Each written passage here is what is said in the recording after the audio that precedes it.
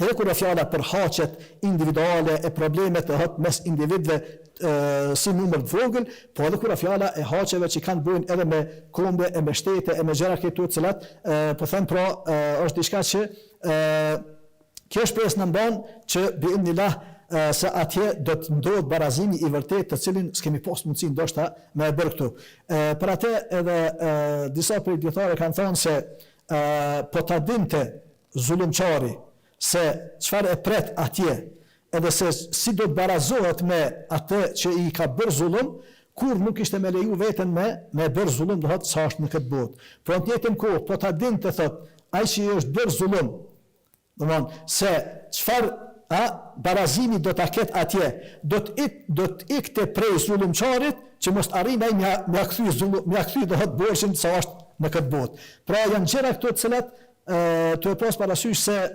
në atë botë vërtet do të ketë barazi edhe do të ketë drejtësi absolute.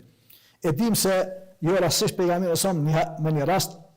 po na tregon se kush vërtet është fitues, kush është domon i dështuar, kush është pro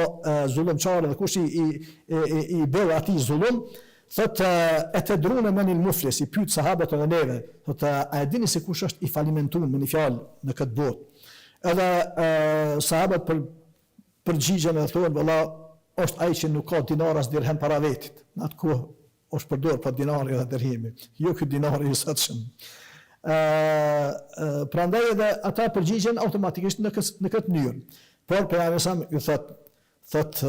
i falimentuar el muflis, thot është ai njeri, me një fjalë tash edhe nga muslimanët. Thot i cili nesër në ditën e gjykimit do të vjen me namaz, do të vjen me agjerim, do të vjen me dhënje zakatit, haxhi kështu me radhë. Thot po është prej atyre që ma shkurt pra e ka dëmtu filanin, i ka bërë zullum këtij tjetrit, ja ka hëngër hakun këtij tjetrit, e ka godit këtë tjetrin, i ka numëruar do thotë këto zullume, këto padrejtësi që i ka bërë ndaj tij, edhe prandaj thot i tilli ka me qenë nesër në ditën e gjykimit prej të falimentuarve, sepse